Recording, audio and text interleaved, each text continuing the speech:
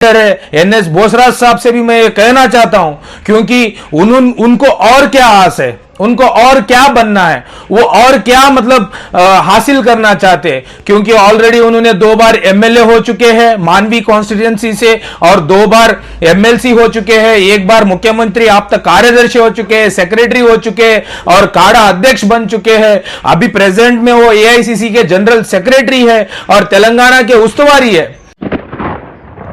कि हम 12 नहीं है, हम 90,000 है यहां पे। अगर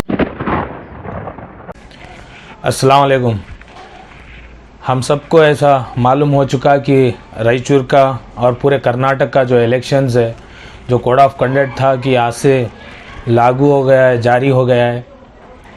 और रही बात इस प्रेस बाइट को देने की, बस एक हमारा जो मंशा है, रायचूर शहर की जो 90,000 हमारी जो कौम की मतलब पॉपुलेशन है, यहाँ पे 126 से 127 मसाजिद है यहाँ पर। रायचूर में मतलब 60-70 सालों से एक मुसलमान को टिकट दिया गया, टिकट दे के जिताया गया है। आज रायचूर के अंदर, हमारे कौम के अंदर क्यों इतना इख्तिलाफ है, क्यों इतना इख्तिलाफ है? हर कोई एक दूसरे को देखकर मुंह बना रहा है, क्यों इतना इख्तिलाफ है? कल के दिन ये रमज़ान का पाक मुबारक महीना है, हम सबको मालूम है कि कल के दिन हम तो यहाँ पे मुंह फेर रहे किसी से, मतलब किसी को हसद कर रहे, किसी से हम बात नहीं कर रहे, सिर्फ और सिर्फ दुनियावी एक इलेक्शंस के लिए। कल हशर के अंदर हम सबको एक दूसरे को हम बाजू बाजू खड़े रहकर हिसाब किताब देना है। मेरे भाई दोस्तों, बस यही कहना है कि रायचूर का जो 2023 का जो इलेक्शंस अभी आने वाला है, कुछ दिनें बचे हैं, अभी तो हम सब मिलकर एक प्लेटफॉर्म पे आ जाएंगे तो रायचूर की जो सियासत है, हम 90,000 मुसलमान हैं यहाँ पे, हम अपनी मतलब सियासत को बचा के रखेंगे। कल आने वाले दिनों के अंदर भी हमारे कौम को हम जवाब देने के लिए मतलब काम करेंगे, वरना आने वाले दिन हमारे लिए बहुत मुश्किल है।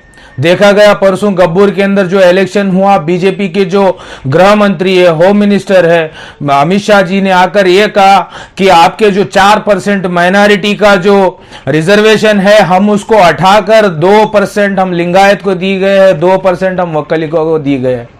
ऐसा करेंगे तो कैसे चलेगा भाई? हम सबको अभी अकल आना है, हम सबको मालूम होना है कि हम 12 नहीं है, हम 90,000 है यहाँ पे। अगर हमारे कौम में कोई बड़ा पूछने वाला नहीं है तो अब हमें कोई समझाने वाला नहीं आएगा, अब हमें कोई बोलने वाला नहीं आएगा, अब हमें कोई समझाने वाला नहीं आएगा। कल के दिन कौम के अंदर जितने भी लोग हैं वो परेशान रहेंगे, क्योंकि आप देखे जा रहे हो कि पिछले 2018 से अब तक हमारे हर हक छीनते हुए जा रहे कि हिजाब का मसला आया, इन्होंने हिजाब को हटाने की कोशिश की, हमारे कानों से अजान की रकात को खींचने की कोशिश की, फिर उसके बाद इन्होंने गोश्त का मसला, हर चीज के मसले पर, रत्ती तलाक के मसले पर, हमारे अल्लाह के रसूल सल्लल्लाहु अलैहि वसल्लम के मसले पर, हर चीज पर इन्होंने उंगली उठाने की कोशिश की। भाई हम सबको एक प्लेटफॉर्म पर आना है, वरना आने वाले दिन हमारे लिए बहुत मुश्किल के दिन है। ये सब चीज आप समझेंगे नहीं तो कोई समझाने वाला भी नहीं है। रायचूर में इतने बड़े बड़े उलमा है, इतने बड़े बड़े मालदार लोग हैं, इतने बड़े हमारे कौम के बड़े समझदार एजुकेटेड लोग हैं, क्यों ऐसे कर रहे हैं भाई? हम किसी और को बादशाह बनाने के लिए नहीं बैठे हैं यहाँ पे। और ये पॉलिटिकली कुछ मैं बोल नहीं रहा हूं, पॉलिटिकली ये नहीं कर रहा हूं, क्योंकि ये हमारा हक है। जैसा कि रायचूर कॉन्स्टिट्यूंसी, रायचूर डिस्ट्रिक्ट के कॉन्स्टिट्यूंसी के अंदर 7 कॉन्स्टिट्यूंसी आती है, मानवी, रायचूर सिटी, रायचूर ग्रामीण और सिंधनूर, मस्की, देवदुर और लिंगसूर। इसके अंदर तो 4 एसटी रिजर्वेशन है, 1 एससी रिजर्वेशन है, बाकी रहा 2 जनरल है। 2 जनरल के अंदर सिंधनूर में ऑलरेडी हम वीरशैव लिंगायत कम्युनिटी को हम सामने रखकर, मुसलमान उनके पीछे खड़े रहकर हम हमेशा जिताते हुए आए।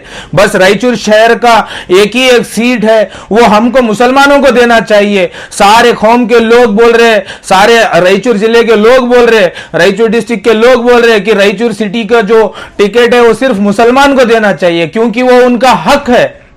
सिर्फ हमें क्या बस आपकी वोट बैंक के लिए रखा गया है? मैं तीनों पार्टी से यह बोलना चाहता हूं, चाहे वो बीजेपी हो, चाहे जेडीएस हो, चाहे कांग्रेस हो, किसी एक मुसलमान को खड़ा कर जिताएंगे तो सेकुलरिज्म हर पार्टी में दिखेगा, वरना सेकुलरिज्म का मुद्दा खत्म हो जाएगा।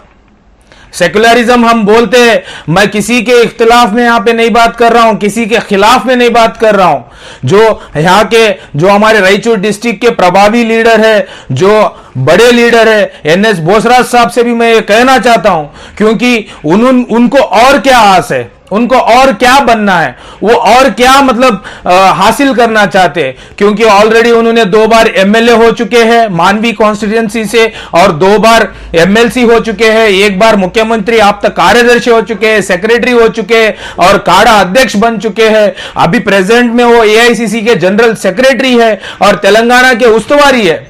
वो रायचूर शहर से उम्मीदवार है, ऐसा सुनने को आ रहा है, लेकिन ऐसा हरगिज नहीं होगा, क्योंकि यहां पे कौम चुप नहीं बैठेगी। कौम में इख्तिलाफ कितना भी रहना चाहिए, लेकिन जब मुसलमान कम्युनिटी की बात आई, मुसलमान की बात आई, तो सारे आकर एक जगह पर खड़े होंगे। हम इंशाअल्लाह जरूर आने वाले दिन के अंदर हम बताएंगे जरूर। इसलिए मैं एनएस बोसराज साहब से भी ये कहना चाहता हूं कि वो इतने बड़े लीडर है, किसी एक मुसलमान को हाथ पकड़कर जिताए, और यहां पे माइनॉरिटी का जो मतलब हमारा जो पॉपुलेशन के हिसाब से जो सेकुलरिज्म आपकी पार्टी बोल रही है, कांग्रेस पार्टी बोल रही है, उसके लिए आप मेहनत करें और एक मुसलमान को जिताए। क्योंकि ऑलरेडी आप पॉलिटिक्स में जो हासिल करना था, इंशाअल्लाह ताला अल्लाह ने आपको सब कुछ दिया है। आपको 2 बार बादशाह बनाकर, हुकूमत का बादशाह बनाकर भेजा है, फिर आप क्यों मुसलमानों के मानवी आप खत्म करके आ चुके हो? आप रायचूर में क्यों आप मुसलमानों का हक मुसलमान से छीन रहे हो? क्यों छीन रहे हो? एक दूसरे में आप क्यों आप ऐसे कर रहे हो? आप गलत है, मैं ऐसा बिल्कुल नहीं बोल रहा हूं, आपसे मुझे कोई इख्तिलाफ नहीं है, आप बहुत बड़े नेता है, मैं आपकी मान सम्मान बहुत ज्यादा करता हूं, लेकिन जब हमारे हक पे बात आई, हमारे कौम की जो सीट है, जो कोई भी पार्टी से हो, चाहे कांग्रेस से हो, बीजेपी से हो, जेडीएस से हो, स्पेशली कांग्रेस के अंदर हमारे मुसलमान भाई 12 लोग यहां पे इलेक्शंस के लिए खड़े होने के लिए तैयार है। हमेशा देखा जाता तो 2-3 नाम आते थे, आज 2023 के अंदर अल्लाह ताला ने हमको 12 से 13 उम्मीदवार बनाकर यहां पे कोशिश किया है कि हम भी कौम वाले हैं, हमको भी टिकट दीजिए। तो आप क्यों यहां पे आके, आपका कोई 1400 से 1500 भी पॉपुलेशन नहीं है यहां पे आके मुसलमानों के जज्बात के साथ क्यों खेल रहे हो? इसीलिए मेरा एक ही अपील है, कांग्रेस पार्टी से एक ही अपील है, आप सेकुलरिज्म पार्टी बोलते हो, आप सेकुलर हो, आप सेकुलरिज्म के साथ हो, आप माइनॉरिटी को हमेशा इस्तेमाल किए हो, तो ये सब इस्तेमाल किए हो 60-70 सालों से, लेकिन ये बार 2023 के अंदर जो रायचूर शहर की जो टिकट है, अगर किसी गैर को दिया जाएगा, किसी और को हमारा हक दिया जाएगा, हम चुप बैठने वाले नहीं है, हम जरूर इसके खिलाफ लड़ेंगे, हम जरूर लड़के पूरे कर्नाटक के शहर के अंदर हम ये बात को फैलाएंगे, और जो भी पार्टी हमारे मुसलमान को टिकट नहीं देगी, हम उसको बिल्कुल हराने की कोशिश करेंगे इंशाअल्लाह। इतना बोलकर मेरी बात कहना चाहता हूं, ये कोई जज्बाती बयान नहीं है और ये नहीं है। आप सब लोग गौरव फिक्र करके सोचिए, सब लोग एक प्लेटफॉर्म पे आइए, इंशाअल्लाह ताला कल के दिन हमारे बच्चे, हमारे जो आने वाली नस्ल है, वो पूछेगी हाँ जरूर हमारा हक था माइनॉरिटी का, हमने लिया है, क्योंकि हमारा हक छीना जा रहा है, हमारी आवाजें दबाई जा रही है, हमारा हर चीज को छीना जा रहा है। इसीलिए आप तमाम रायचूर शहर के जो माइनॉरिटी बड़े बड़े उलमा है और बड़े यहाँ के बिजनेसमैन है, बड़े एजुकेटेड लोग हैं, इंजीनियर्स है, डॉक्टर्स है, यहाँ पे बड़े बड़े लोग हैं, जैसे कि मतलब तिजारत करने वाले हैं, थोड़ा गौरव फिक्र करिए। अगर हमारा हक छीना जाएगा, हम किसको नेता बोलकर पुकारेंगे? हम किसको जाके हमारी आवाज को सुनाएंगे, हमारे तकलीफ को सुनाएंगे?